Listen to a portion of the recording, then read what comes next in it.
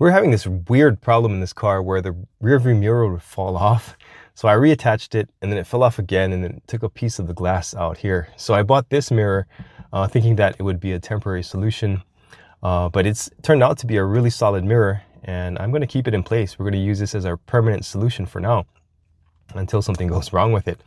But I really like the fact that there is an adhesive in addition to the suction cup, so that really keeps it on the window.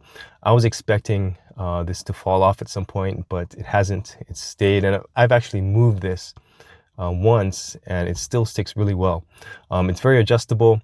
Obviously you have some plastic screws in there, but it seems to be fine. When I'm on the road, I don't have any problems with it shaking around too much unless I'm on a really bumpy road. But I guess you could expect that with almost any mirror. So if you're looking for something that's temporary, this is fantastic. And even if you want something a little bit more permanent, I think this can do the job also.